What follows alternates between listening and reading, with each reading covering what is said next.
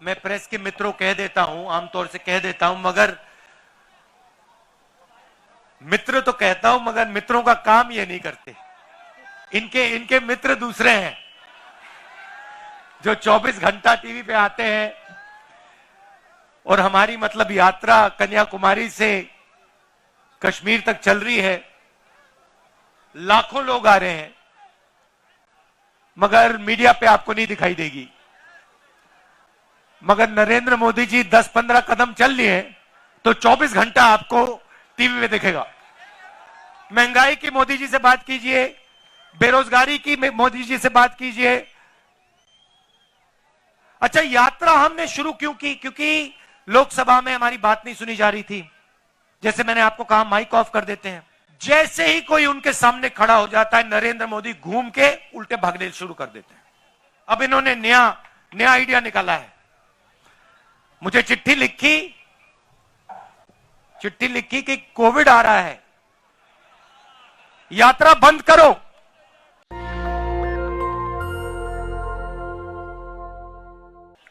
हमारे प्यारे कार्यकर्ता भाइयों और बहनों, प्रेस के हमारे मित्रों, आप सबका यहां बहुत बहुत स्वागत। कैसे हैं आप लोग? ठीक है। मैं प्रेस के मित्रों कह देता हूं, आमतौर से कह देता हूं, मगर मित्र तो कहता हूं मगर मित्रों का काम ये नहीं करते। इनके मित्र दूसरे हैं जो 24 घंटा टीवी पे आते हैं। और हमारी मतलब यात्रा कन्याकुमारी से कश्मीर तक चल रही है, लाखों लोग आ रहे हैं, मगर मीडिया पे आपको नहीं दिखाई देगी।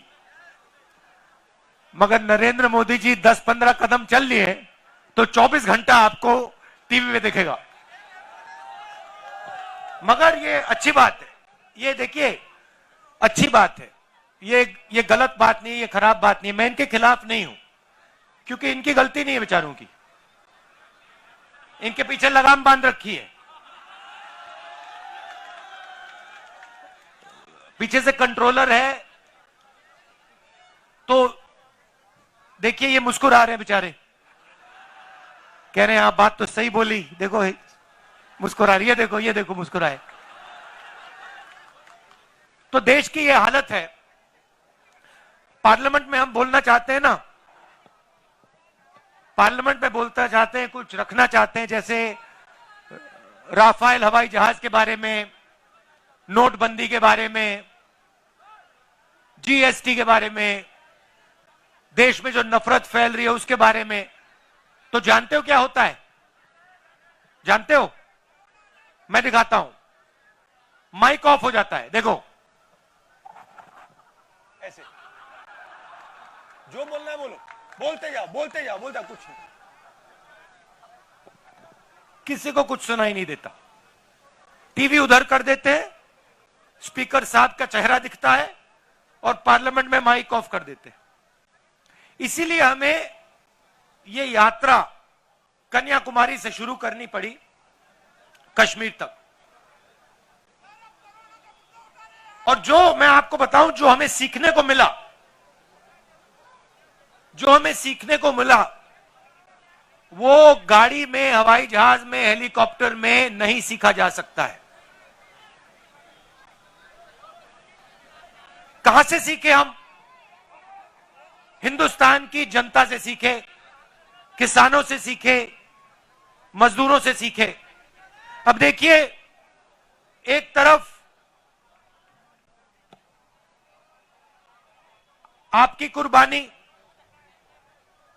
यहां अभी मैंने महात्मा गांधी जी की फोटो के सामने फूल रखे, ये आए, इन्होंने आपकी रक्षा की। उस समय भी हिंसा थी, उस समय भी इन्हीं लोगों ने हिंदुस्तान को बांटने का काम, नफरत फैलाने का काम किया था। और आप याद रखिए, योगेंद्र यादव जी ने कहा वो तोड़ेंगे और हम जोड़ेंगे। मगर जब वो बोल रहे थे, मैंने एक बात सोची, सही नारा है, हम वो तोड़ेंगे हम जोड़ेंगे, मगर इसके आगे एक कदम जाना पड़ेगा। हम तोड़ने नहीं देंगे।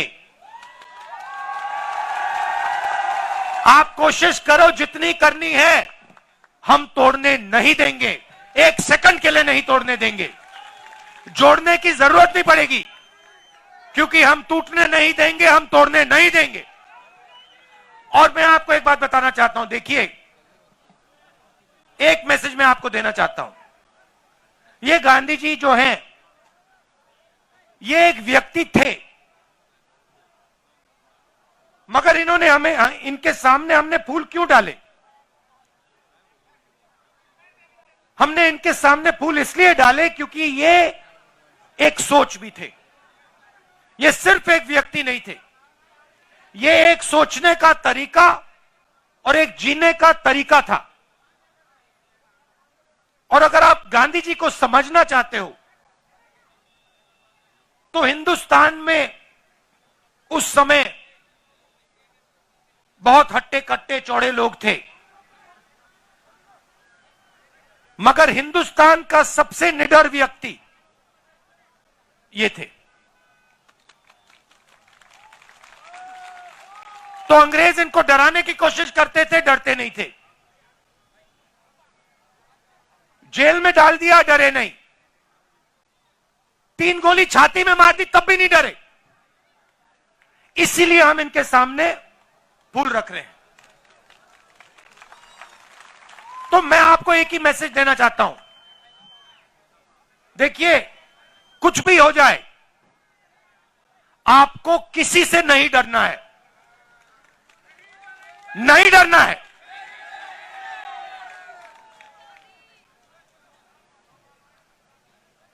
अब मैं आपकी सड़कों पे चला हूं। अब देखिए, क्या हुआ या नहीं हुआ, उसके बारे में नहीं बोलना चाहता हूं। अलग अलग राय हो सकती है। योगेंद्र यादव जी ने कहा कि जितना होना था नहीं हुआ। हुड्डा जी ने कहा कि काम हुआ। मुझे कोई फर्क नहीं पड़ता। जो बीते हुए समय में हुआ, उसमें मुझे कोई इंटरेस्ट नहीं है। मैं आपको एक बात कह सकता हूं कि इन सड़कों पे मैं चला हूं और मुझे दिख रहा है कि यहां पे आज सड़कों की हालत खराब है, यहां पे आपको दर्द हो रहा है और यहां पे कमियां हैं। और जब सड़क पे से आदमी चलता है ना, देखिए, इन्हीं सड़क पे आप आओ, मर्सिडीज गाड़ी में आओ, हेलीकॉप्टर से आओ, झटके नहीं पड़ते, घुटनों में दर्द नहीं होता। तो जब व्यक्ति 100-200 किलोमीटर आपकी सड़कों पे चलेगा, जैसे मैं चला हूं, जैसे अब हुड्डा जी चले हैं, जैसे अब योगेंद्र यादव जी चले हैं, बात गहराई से दिमाग में बैठ जाती है। उसके बाद कोई समझाने की जरूरत नहीं होती है। तो मैं आपको यह कहना चाहता हूं कि यहां पे 2-3 चीजें बहुत साफ दिख रही हैं। यहां पे आपको शिक्षा के इंस्टीट्यूशंस की जरूरत है, कॉलेजेस की, यूनिवर्सिटीज की जरूरत है। यहां पे आपको अस्पतालों की, मेडिकल कॉलेजेस की जरूरत है। यह सबको दिख रहा है और यह हमें भी दिखा है। तो मैं आपको एक बात कहना चाहता हूं कि हमारी सरकार आएगी तो जो आपका हक है, चाहे वो ये अच्छी सड़कें हो, चाहे ये अस्पताल हो, चाहे आपके लड़कियों के लिए, बच्चों के लिए कॉलेज और यूनिवर्सिटी हो, वो हम आपको करके दे देंगे।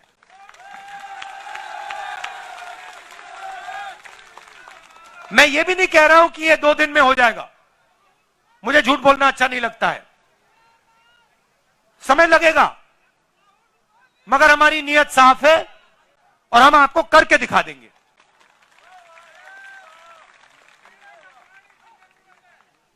पीने के पानी की जरूरत है, यूनिवर्सिटी की, सच्ची सरकार की। अब भैया ये तो आपको मोदी जी से बात करनी पड़ेगी। महंगाई की मोदी जी से बात कीजिए, बेरोजगारी की मोदी जी से बात कीजिए। अच्छा, यात्रा हमने शुरू क्यों की? क्योंकि लोकसभा में हमारी बात नहीं सुनी जा रही थी। जैसे मैंने आपको कहा, माइक ऑफ कर देते हैं और देश में यह डर और नफरत फैलाने की कोशिश कर रहे हैं। नोटबंदी हो, गलत जीएसटी हो, कोविड के समय इन्होंने जो काम किया, ये सब जो कमजोर लोग हैं, गरीब लोग हैं, किसान, मजदूर, छोटे दुकानदार, छोटे व्यापारी, इनको चोट पहुंचाने के लिए करते हैं ये लोग। इनका लक्ष्य 3-4 अरबपतियों की मदद करने का है। मैं आपको एक छोटा सा उदाहरण देता हूं। इन्हीं सड़कों पे मध्य प्रदेश में नहीं, राजस्थान में मुझे किसी ने बताया कि अगर आज हिंदुस्तान में आप मैदा, गुड़, ऐसी चीजें बेचो, तो अगर आप 25 किलो से कम बेचते हो तो आप पर जीएसटी लग जाती है, और अगर आप 25 किलो से ज्यादा बेचते हो तो जीएसटी माफ हो जाती है। अब आप सोचिए, जो छोटा व्यापारी है, जो 25 किलो से कम बेच रहा है, उस पर इन्होंने जीएसटी लगा दी, और जो अरबपति है, जो 25 किलो से ज्यादा हजारों लाखों किलो बेच रहा है, उसकी इन्होंने जीएसटी माफ कर दी। नोटबंदी और जीएसटी ये पॉलिसियां नहीं है, ये हथियार है। ये छोटे व्यापारियों को मारने के हथियार है। और ऐसे ही इन्होंने एक और नया हथियार निकाला था। ये जो इनके किसान के खिलाफ 3 काले कानून थे, नोटबंदी और जीएसटी छोटे व्यापारियों को मारने के हथियार थे, और ये इनको जो 3 कानून थे, ये किसानों को मारने के, मजदूरों को मारने के हथियार थे। और हिंदुस्तान के सारे किसान खड़े हो गए, कहते नहीं, हम नहीं मानेंगे। और आपने एक चीज देखी होगी, नरेंद्र मोदी जी का आप चरित्र समझिए। जैसे ही कोई उनके सामने खड़ा हो जाता है, चाहे वो किसान हो, जैसे किसान आंदोलन में हुआ, चाहे वो जमीन अधिग्रहण बिल के बारे में हो, जैसे ही कोई उनके सामने खड़ा हो जाता है, नरेंद्र मोदी घूम के उल्टे भागने शुरू कर देते हैं। आप पहचानो, जब भी कोई भी उनके सामने खड़ा हो जाता है, नरेंद्र मोदी मुकाबला नहीं करते हैं, भाग जाते हैं, मैदान से निकल जाते हैं। मैंने प्रेस वालों से की बात की, मैंने कहा ये हमारे मित्र नहीं है, ये जूनियर लोग मित्र हैं, मगर जिन्होंने इनकी लगाम पकड़ रखी है वो मित्र नहीं है। आप देखो मेरे कितने प्रेस कॉन्फ्रेंस होते हैं, हर 5-10 दिन मेरा इनके साथ प्रेस कॉन्फ्रेंस होता है। जो भी सवाल इनको पूछने होते हैं पूछ लेते हैं। आपने नरेंद्र मोदी जी का कभी प्रेस कॉन्फ्रेंस देखा है इनके साथ? देख ही नहीं सकते, क्योंकि उन्होंने कभी किया नहीं है, क्योंकि इनके सामने खड़े ही नहीं हो सकते। वो सब पे लगाम बंधी हुई है, मगर उनको यह नहीं मालूम कि यार एक घोड़ा निकल ना जाए, एक घोड़ा लगाम खोल के भाग ना जाए प्रेस कॉन्फ्रेंस में, मुसीबत हो जाएगी। तो आप उनको पहचानिए।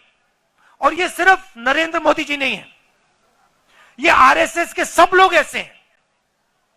ये नफरत फैलाते हैं, मगर ये डरते हैं, हिंदुस्तान की जनता से डरते हैं, हिंदुस्तान के गरीब लोगों से डरते हैं, हिंदुस्तान के किसान से, मजदूर से डरते हैं। तो ये आपको मालूम होना चाहिए, और इनसे कोई डरने की जरूरत नहीं है। ये कुछ नहीं कर सकते आपका। और मैं हिंदुस्तान के हर व्यक्ति से कह रहा हूं, डरने की कोई जरूरत नहीं है। यह देश डरपोकों का देश नहीं है। ये वीरों का देश है, यहां कोई नहीं डरता।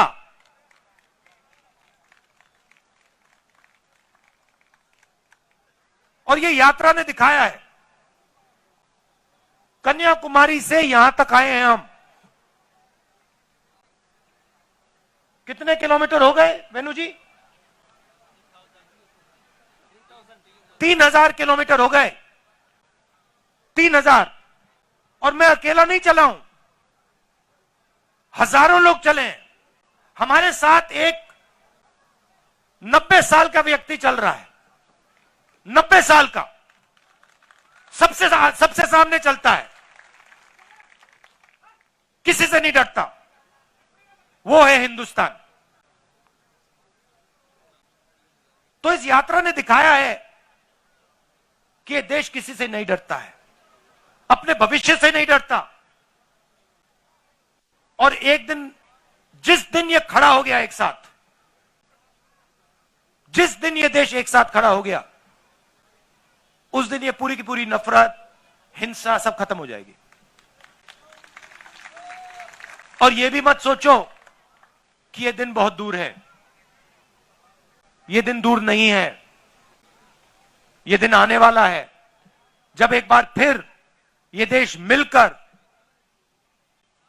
भाईचारे के साथ, मोहब्बत के साथ एक साथ आगे बढ़ेगा। हम तोड़ने नहीं देंगे। सवाल नहीं उठता। जितनी कोशिश करनी है करो, तोड़ने की कोशिश करो। इस देश को हम टूटने नहीं देंगे। खत्म। तो ये जो यात्रा है कश्मीर तक जाएगी। अब इन्होंने नया आइडिया निकाला है।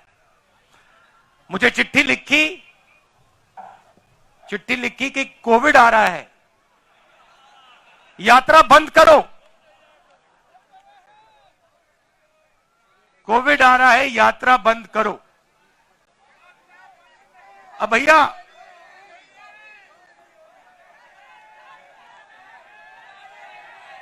मतलब अब देखिए, अब यात्रा को रोकने के लिए बहाने बन रहे हैं। अब मास्क पहनो, यात्रा बंद करो, कोविड फैल रहा है, सब बहाने हैं। हिंदुस्तान की शक्ति से, हिंदुस्तान की सच्चाई से ये लोग डर गए हैं। ये सच्चाई है।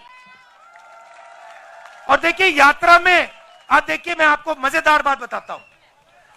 यात्रा में अब हम 100 दिन से ज्यादा चले हैं। इसमें हिंदू, मुसलमान, सिख, ईसाई, हर जात के लोग, महिला, पुरुष, बच्चे, 5 साल के बच्चे, सब चले हैं। इसमें किसी ने किसी से नफरत नहीं की। मैंने अपनी आंखों से देखा है। लाखों लोग चले हैं। किसी ने किससे यह नहीं पूछा कि भाई तुम्हारा धर्म क्या है, तुम कहां से आए हो, कौन सी भाषा बोलते हो, किसी ने नहीं पूछा। 24 घंटा इस यात्रा में लोगों ने एक दूसरे का आदर किया, गले लगे, हाथ में हाथ लेकर यह यात्रा चली है। और दूसरी बात देखो, इस यात्रा में धक्का लगता है, कोई गिर जाता है। जैसे कल हमारे पीसीसी प्रेसिडेंट गिर गए। आप इनसे पूछो, 1 सेकंड नहीं लगा, 7-8 लोगों ने इनको उठा दिया 1 सेकंड में। किसी ने यह नहीं पूछा भैया आपका धर्म क्या है, आपकी जात क्या है, का नाम क्या है, क्या करते हो ना। हिंदुस्तानी हो, उठा देंगे आपको, नीचे नहीं गिरने देंगे। ऐसी सरकार हमें चाहिए जो हर हिंदुस्तानी की रक्षा करे, किसान की रक्षा करे। किसान के सामने मुसीबत आए, एकदम पूरा का पूरा हिंदुस्तान घूम के उसकी रक्षा करे। मजदूर के सामने मुश्किलें आई, एकदम हिंदुस्तान, पूरा का पूरा हिंदुस्तान अपने मजदूरों की मदद करे। ऐसा हिंदुस्तान हम चाहते हैं। ये आरएसएस का, नरेंद्र मोदी का नफरत भरा हुआ हिंदुस्तान नहीं चाहिए हमें। हिंदुस्तान के किसी को नहीं चाहिए। बहुत क्लियरली मैंने बोला, आपकी नफरत के बाजार में हम मोहब्बत की दुकान खोल रहे हैं। और ये मैंने आपको मैसेज दिया है। ये आप मत सोचो कि सिर्फ राहुल गांधी दुकान खोल रहा है, मोहब्बत की दुकान खोल रहा है ना। मैं आपको कह रहा हूं, आप सबको कह रहा हूं, हिंदुस्तान के हर युवा को कह रहा हूं, हर किसान को, हर मजदूर को, हर छोटे दुकानदार को, आप मोहब्बत की दुकान खोलो। नफरत के बाजार में मोहब्बत की दुकान खोलो।